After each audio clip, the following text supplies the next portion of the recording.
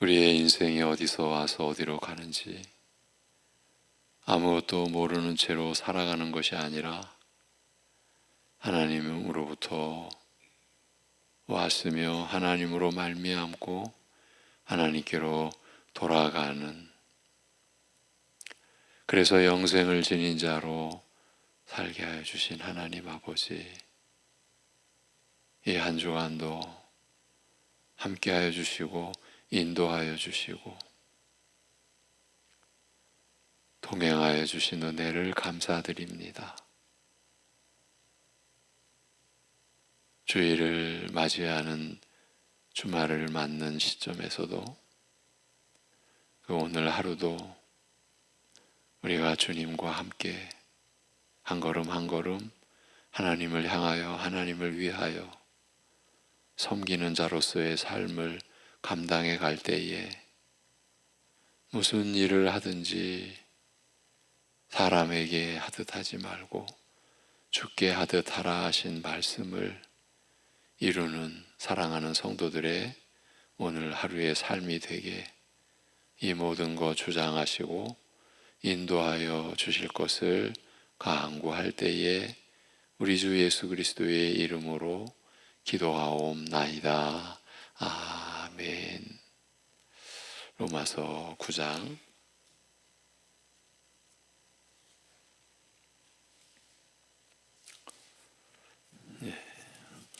로마서 9장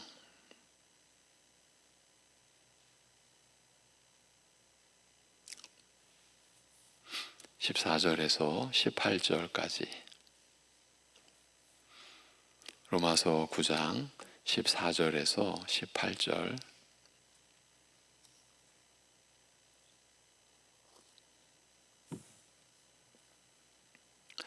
(14절부터) 18절을 같이 보시겠습니다. 그런즉 우리가 무슨 말을 하리요? 하나님께 불의가 있느냐? 그럴 수 없느니라. 모세에게 이르시되 내가 긍휼히 여길 자를 긍휼히 여기고 불쌍히 여길 자를 불쌍히 여기리라 하셨으니, 그런즉 원하는 자로 말미암음도 아니요 다른 박질하는 자로 말미암음도 아니요 오직 긍휼히 여기시는 하나님으로 말미암음이니라. 성경이 바로에게 이르시되 내가 이 일을 위하여 너를 세웠으니 곧 너로 말미암아 내 능력을 보이고 내 이름이 온 땅에 전파되게 하려 함이라 하셨으니, 그런즉 하나님께서 하고자 하시는 자를 긍휼히 여기시고 하고자 하는 자를 완악하게 하시느니라. 아멘. 오늘은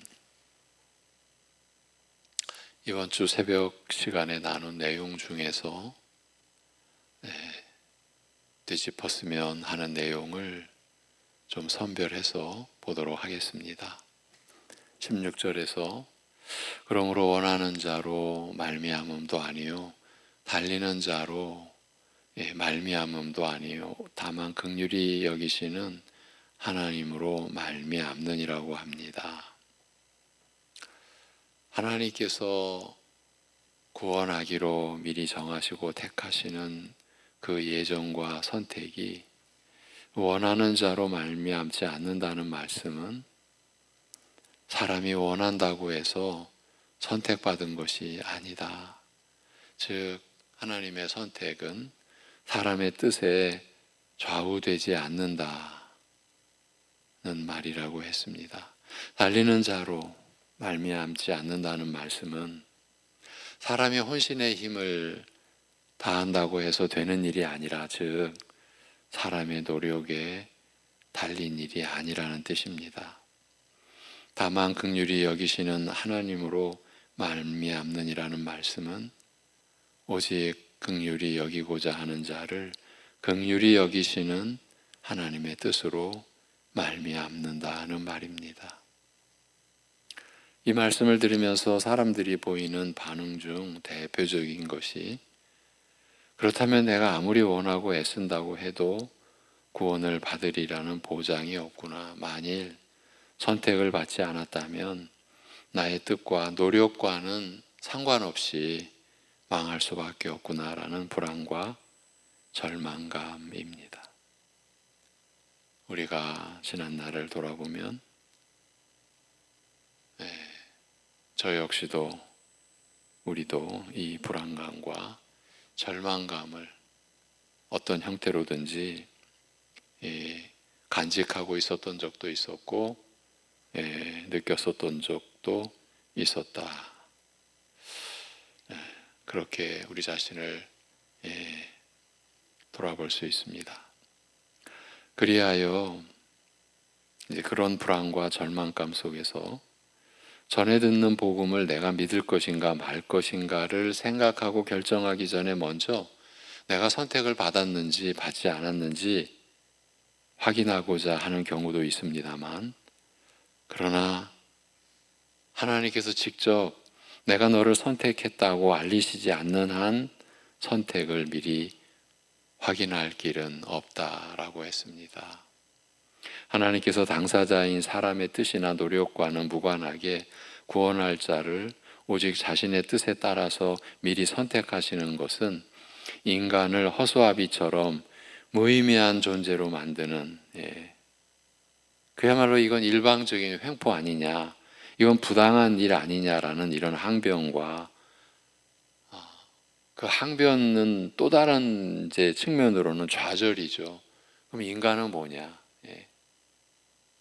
인간의 원함이나 노력은 그 무슨 의미가 있느냐라는 이런 항변과 좌절 밑바탕에는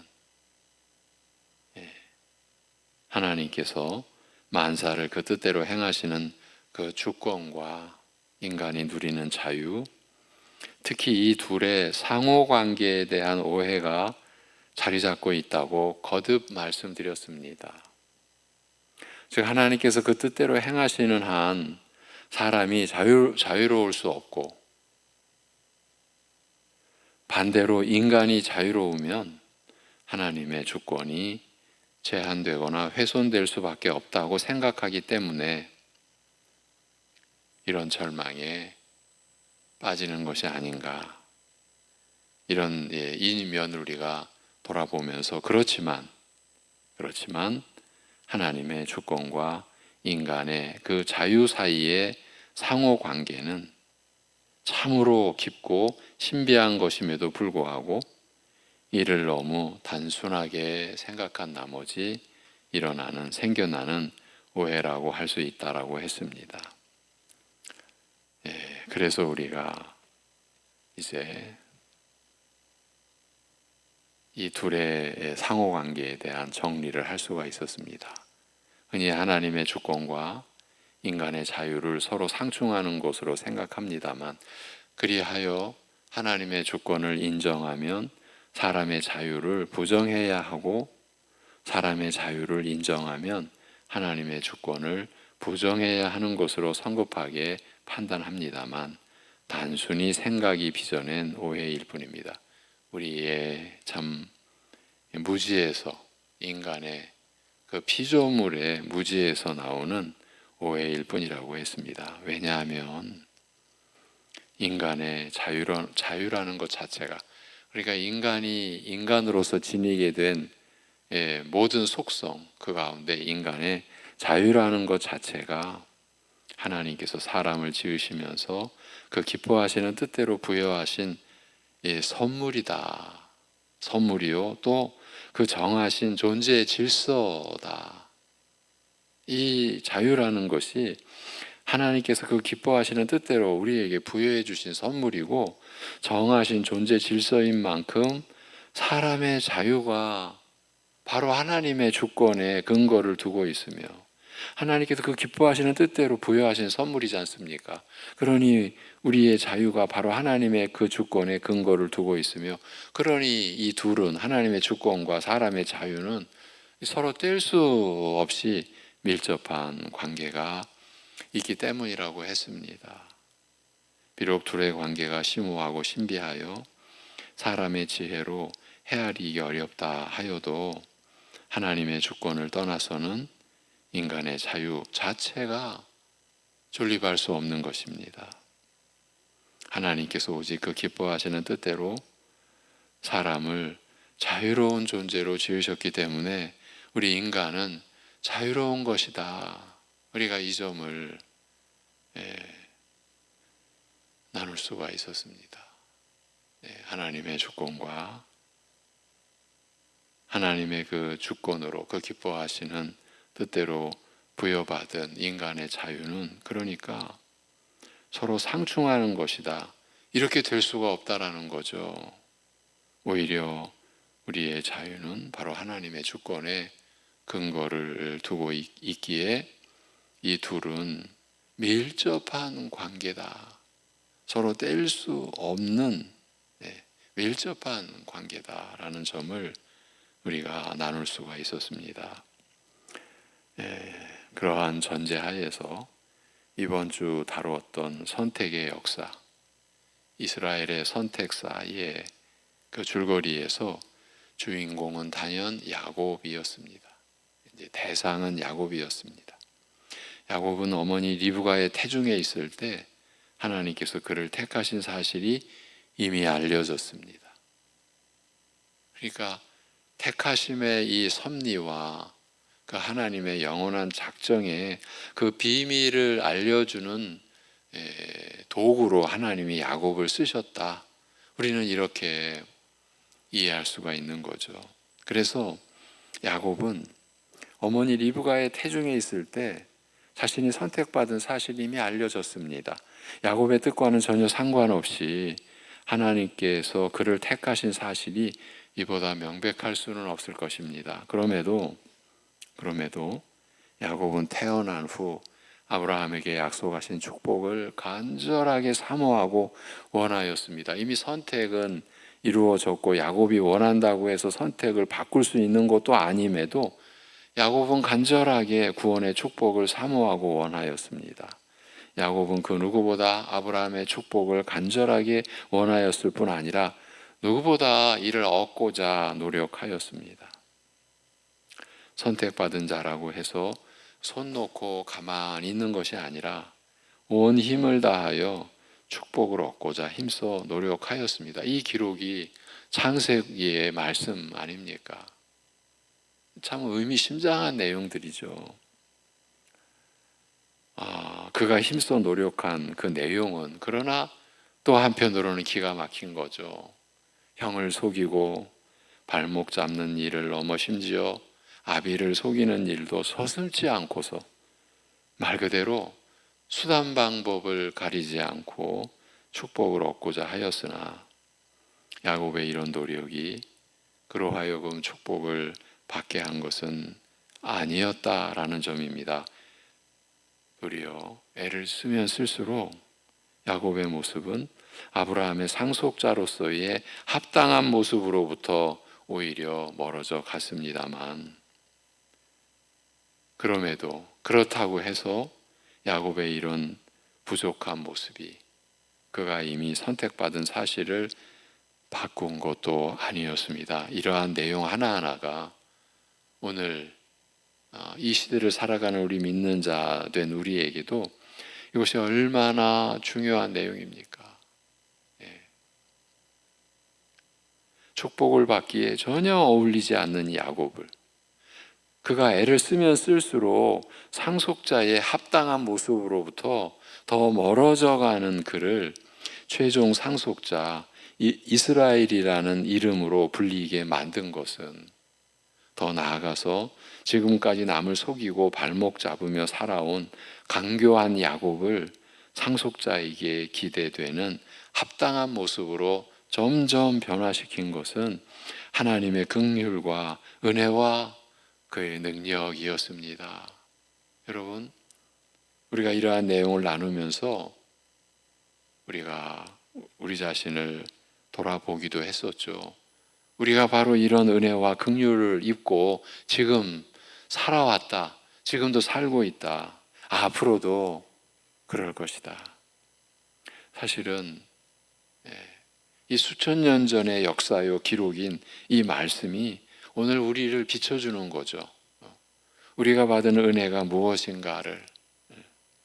하나님의 선택이 사람에게서 이루어지는 이런 모습에서 택하신 자를 불러 믿게 하시고 믿음을 갖도록 하시는 거죠. 단지 택하셔서 우리에게 복음을 들려주시는 것으로 끝내는 것이 아니라 그 복음을 받아들이도록 믿도록 그렇게 믿게 하시고 이제 의롭다 하시고 하나님과의 온전한 관계가 이루어지도록 하시고 그 내용이 의롭다 하시는 거죠. 그리고 영화롭게까지 하시는 이런 과정에서 드러나는 하나님의 주권과 사람의 자유의 관계는 참으로 신비롭고 기이한 것입니다.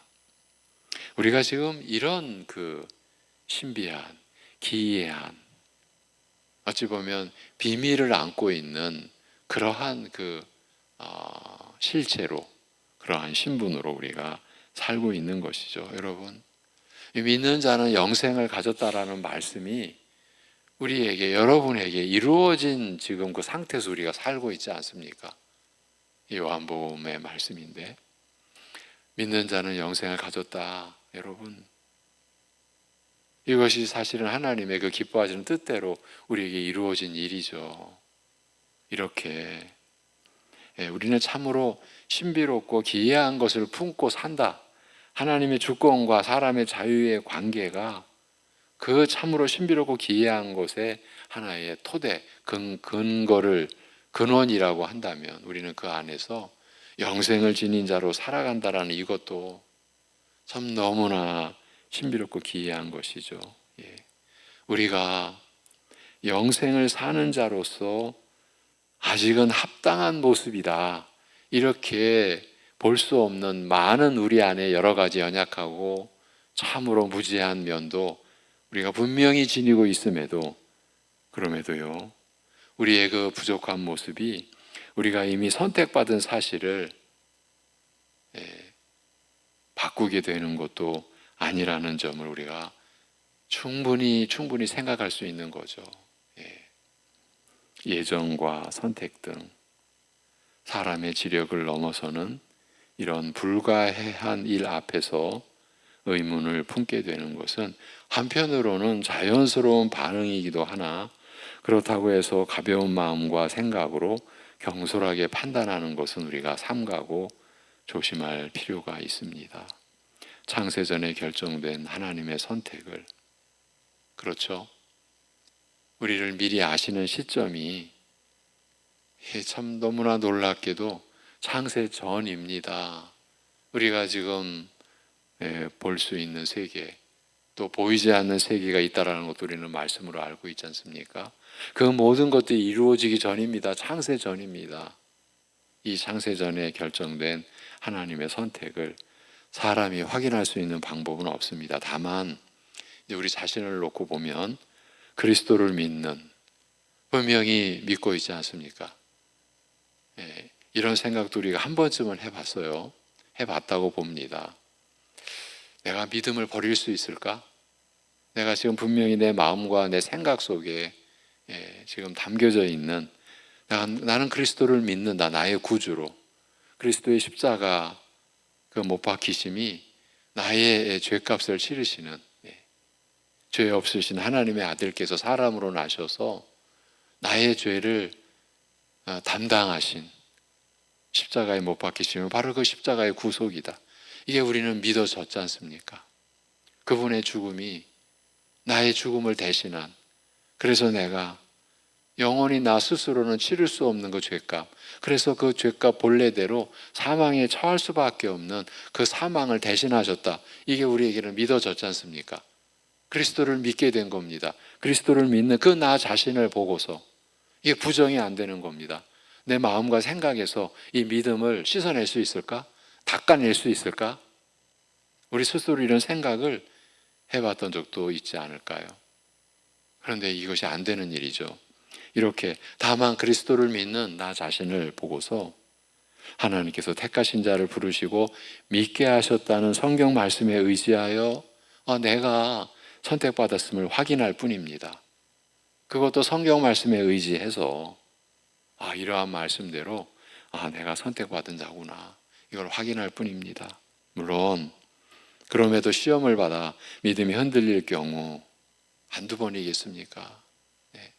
그렇게 믿음이 흔들릴 경우, 여러분, 믿음이 흔들릴 경우에도요, 이러한 상황도 우리가 염두에 둬야 됩니다.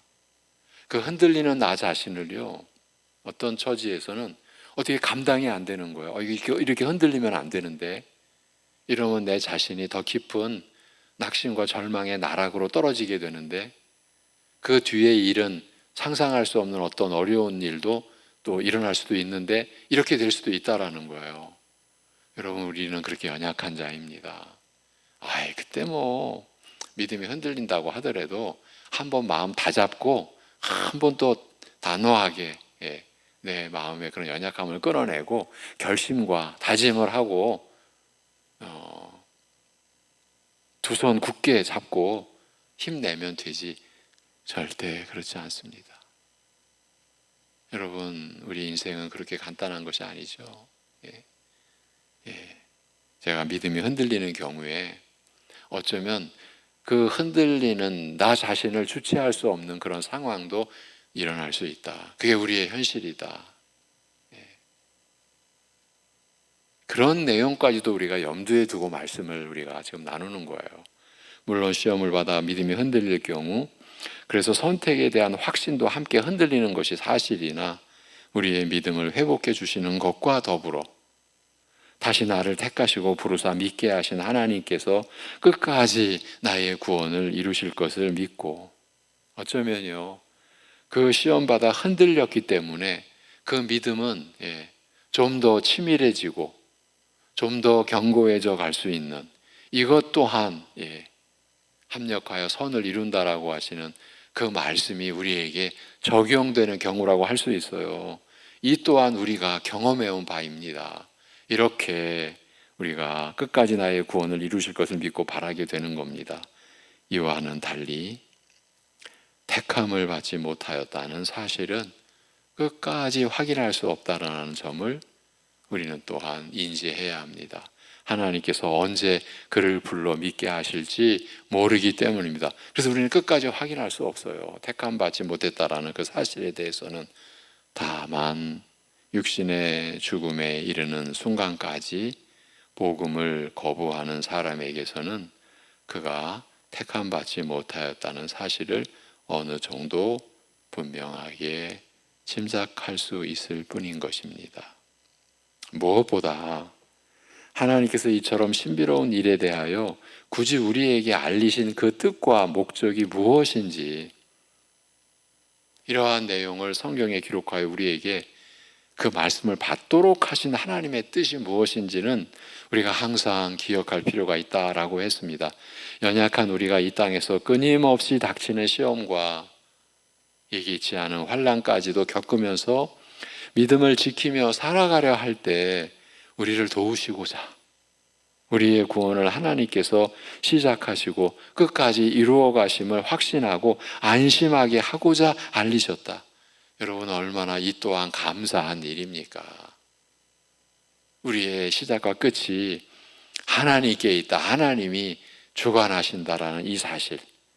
그리하여 우리로 하여금 내가 택함 받은 자임을 확신하고, 때로는 너무나 흔들리는 상황을 경험했음에도 우리토록 안심하게 하고자 알리셨다라는 사실을 기억할 필요가 있습니다. 죄인인 우리를 오직 은혜와 긍휼로 택하시고 진실하여 변함없는 그의 사랑으로 우리의 구원을 끝까지 이루어 가심을 알리고자 하신 이 뜻을 잊지 말아야 하겠습니다. 이런 목적으로 선택에 관하여 알리셨음에도 인간의 지력으로, 인간의 어떠한 그 능력과 지혜로 헤아리기 어려운 이 신비를 단순 무지한 생각으로 억지로 헤아리려 하다가 의문과 불신앙에 빠지는 것은 어리석고 미련한 일이라 하지 않을 수 없습니다. 무엇이든지 그 기뻐하시는 뜻대로 행하시는 하나님 앞에서 우리 믿는 자는 한없는 신뢰로 우리의 모든 일을 맡기며 잠잠히 기다리기도 하는가 하면 우리의 답답한 심정을 아뢰고 호소하며 은혜와 도움을 구하기도 하는 것입니다. 이 기도의 이 은혜도 하나님께서 우리에게 허락하신 은혜의 방편이죠. 우리는 분명히 우리가 기도하며 나아가는 그 길, 우리 주님이 자신의 살을 찢어 자신의 피를 흘려서 우리로 하여금 갈 수 있도록 하신 기도의 길이라는 것도 우리는 짚어왔었죠. 달리는 자로 말미암음도 아니요. 야곱은 아브라함의 축복을 사모하고 원하였을 뿐 아니라 그것을 얻고자 모든 힘을 다 쏟아 끝까지 노력했습니다. 야곱을 다시 한번 돌아보는 겁니다. 우리 자신을 돌아보기 위함입니다. 수단 방법 가리지 않고 심지어 형과 아비를 속이면서까지 그 축복을 얻고자 온 힘을 다해 노력했습니다. 그러나 야곱의 이런 그 처절하고 집요한 노력이 그로 하여금 아브라함의 축복을 얻게 한 것은 아니었습니다. 야곱의 필사적인 노력에도 불구하고 이 신령한 축복을 유업으로 받은 자에게서, 그러니까 상속자죠. 그 유업의 상속자에게서 기대가 되는 그런 모습은 나타나지 않고 오히려 바람직한 모습에서 점점 더 멀어질 뿐이었다라는 것은 참으로 의미심장합니다. 신령한 약속의 상속자로서 너무나 어울리지 않는 이런 모습을 그 약속에 합당한 모습으로 바꾸어 간 것은 하나님의 은혜였습니다. 그의 간절한 소원도 아니요, 그의 필사적인 다른 박질도 아니요, 오직 하나님의 은총과 긍휼이었습니다. 우리가 바로 이 은혜 속에서 살고 있는 것 아닙니까? 세상 속에서 살면서 어떤 세상 사람보다 세상 술수에 능수능란한 자가 되어, 지금 야곱의 얘기입니다. 그는 능수능란한 자였어요. 세상 술수에. 외삼촌 라반을, 요즘에 그런 말 하죠. 뭐 찜쪄 먹었다, 뭐 이런 얘기 하잖아요. 시쳇말이죠. 속된 말이죠. 지금 야곱이 그런 입장이었어요. 그래서 자기 집 곧 이스라엘을 세우고자 애쓰던 야곱이 드디어, 그렇게 세상 술수에 능수능란했던 야곱이 드디어 약속의 땅으로 돌아오게 되었으나 형 에서와 만날 일을 앞두고서 지금 형 에서를 피해 도망갔던 수십 년, 지금 이제 그 길을 되돌아서 형 에서와 만날 일을 앞두고서, 즉 과거 부패한 성품을 따라 저지른 그 죄와 맞닥뜨리게 되면서 비로소 달라지기 시작을 합니다. 여러분, 사람이라는 게 이렇습니다. 여러분, 혹시 누군가에게 이런 말을 하신 적 있으신지 한번 우리 자신을 돌이켜 보면서 한번 여쭙니다. 어떤 말일까요? 우리가 누군가를 단죄합니다. 아이, 저 사람 안 돼. 사실은 제가 교회 안에서 들은 이야기 중에 한마디예요. 누구누구는 안 됩니다. 그 얘기는 뭡니까? 그는 신자가 될 사람이 아닙니다. 구체적으로, 그는 구원받을 사람이 아닙니다. 더 무서운 말, 그는 선택받은 사람이 아닙니다. 우리는 이런 말을 해왔어요. 그게 뭐 먼 동네 이야기, 그 동네에 가면 그런 얘기들을 해. 아니, 우리 동네, 우리 집, 우리 교회 안에서의 이야기입니다.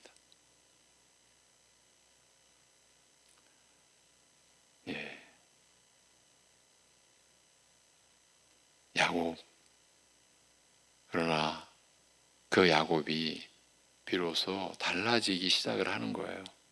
야복 강가에서 밤새 천사와 씨름하는 야곱의 모습은 바로 지금까지 야곱이 살아온 자세와 모습을 보여주는 그림 같았다고 했습니다. 자기 나름대로 온 힘을 다해 끝까지 노력하였다라고 생각하였으나 그것은 오히려 부패한 육적 성품을 따라 하나님과 맞서 싸우며 하나님의 일을 방해하기만 하였을 뿐이며 결국 환도뼈를 얻어맞고 더 이상 힘을 쓸 수 없게 되고서야 지금까지 붙잡고 놓지 않았던 옛사람이 무너져 철저히 무력하고 무능한 자임이 드러나고 나서야 더 이상 내가 아무것도 할 수 없는 자, 이렇게까지 표현할 수 있는 거죠.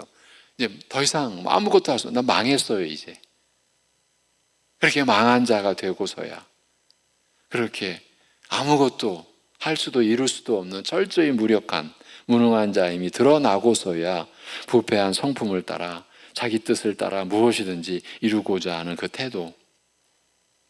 태도를 포기하고 나서야 통곡하여 회개하면서 눈물로 하나님의 은혜와 축복을 구하면서 비로소 이스라엘이라는 이름, 놀랍게도 너무 역설적이게도 곧 하나님과 겨루어 이긴 자라는 이름을 얻게 되었던 것이에요.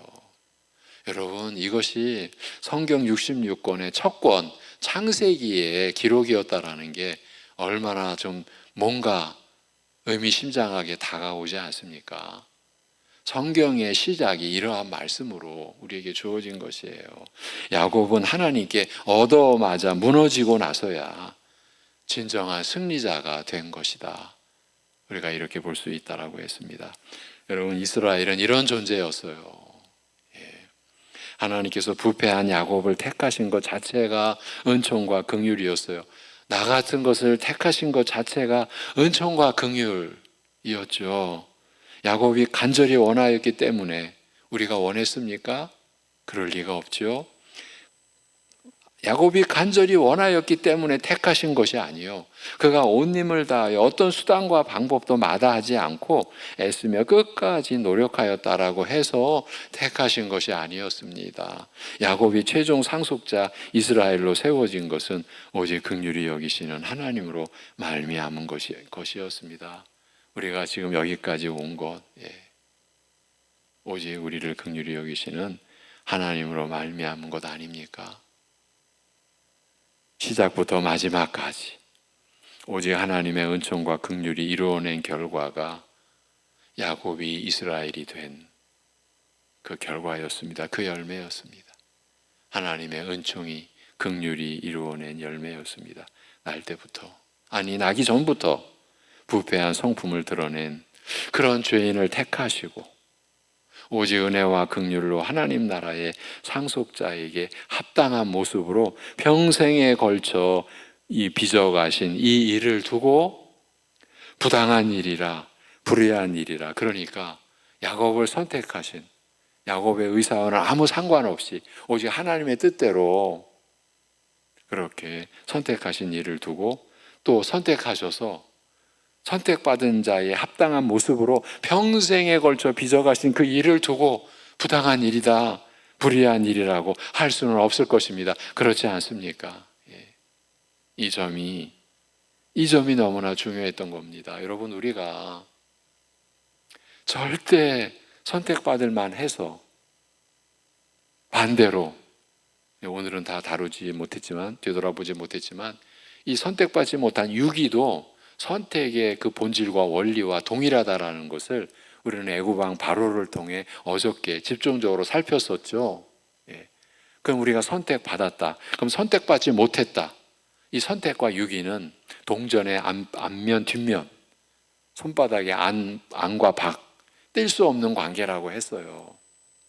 그렇다면 선택받고 선택받지 못하고가 이건 하나님의 전적인 횡포다, 이건 너무 부당하다, 너무 일방적이다, 그렇게 볼 수 없는 절대적인 그 전제가 우리 모두는 선택받지 못한 자나 선택받은 자나 모두가 다 영원한 멸망 속에 이미 들어있었던 그 죄와 사망과 사단의 권세에서 한 발자국도 자유롭게 헤어나올 수 없고 벗어나올 수 없고 극복할 수 없는 그런 상태에서 하나님께서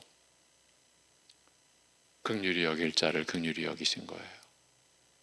그리고 그가 그 긍휼히 여김을 받을 자의 합당한 모습으로 변화되기까지 되는 것도 하나님의 끝없는 그 열심과 은총과 긍휼, 그 긍휼이 빚어낸 결과였어요. 이 일을 두고 부당하다, 불의하다 이렇게 말할 수는 없을 것입니다. 더욱이 궁극적으로는 죄인이 감당해야 할 그 죄값을, 그 형벌을 그리스도께서, 하나님의 아들이신 독생자이신 그리스도께서 죽음으로 대신 치르신 것을, 그 죄값을 자신의 죽음으로 대신 치르신 것을 고려하면 행한 대로 갚으시는 공의로운 보응의 원칙이 무너졌다고도 말할 수 없습니다. 하나님의 은총과 긍휼은 공의를 부정하거나 무너뜨리는 것이 아니라 오히려 굳게 세우는 것입니다.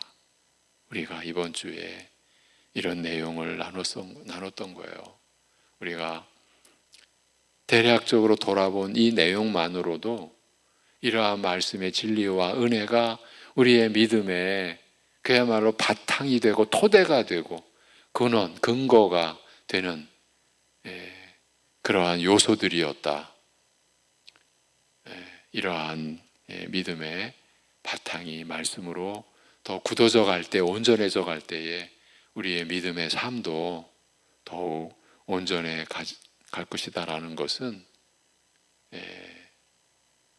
우리가 의심할 수 없는 그러한 내용인 것이죠. 그래서 우리가 이 어려운 로마서 9장, 이제 앞으로 11장까지 가게 되지만 이 내용들이 우리에게는 저는 그렇습니다. 너무너무 중요하다. 우리의 여러 가지 연약한 모습 속에서 우리를 붙들어주는 너무나 강력한 진리의 말씀이다라는 그러한 생각과 확신을 가지고 여러분과 이렇게 이 말씀을 나누고 있습니다. 네, 이제 다음 주에 이어지는 본문으로 이제 19절부터 이어가도록 그렇게 하겠습니다. 기도하겠습니다. 하나님 아버지, 우리에게 이러한 말씀을 내려주셔서 이러한 말씀을 우리가 받을 수 있도록 성령께서 우리 안에서 역사해 주셔서 그저 감사합니다. 혹여나 우리가 이러한 말씀에 참여한다라는 것이 마치 당연한 것처럼 그저 우리니까 받을 수 있었던 또 누릴 수 있었던 특권인 것처럼 하나님의 긍휼과 은총을 또 가리우거나 변질시키거나 욕되게 하는 그러한 생각과 마음에 우리가 빠지지 않게 우리를 주장하여 주시옵소서. 아버지 하나님, 오늘도 이 하나님의 은총과 긍휼 안에서 우리가 주님을 의지하며 주님께 한없이 신뢰하는 중심으로 주님께 우리의 모든 일을 맡기며 살아갈 때에 그 안에서 하나님의 온전하시고 기뻐하시고 선하신 뜻을 찾고자 하는 열심을 더 가질 수 있게 하옵시고, 우리의 가정에서나 일터에서나 우리가 지금 살아가면서 행해야 되고 감당해야 될 일들에 우리가 마음을 다할 수 있는 중심을 갖도록, 그래 무슨 일을 하든지 죽게 하듯 할 수 있는 그러한 마음으로, 그래서 그만큼 주님을 더 바라보고 주님과 오늘도 동행하기를 기뻐하는 하루를 우리가 살아갈 때에 아무리 지금 어려운 상황에서도, 너무나 힘들고 고통스러운 상황에서도 우리에게 한없는 긍휼과 은총을 베풀어 주시는 하나님으로 인하여서 산 소망을 하나님 앞에서 고백할 수 있는 믿음의 심령이 되도록 역사하여 주옵소서. 우리 주 예수 그리스도의 이름으로 기도하옵나이다. 아멘.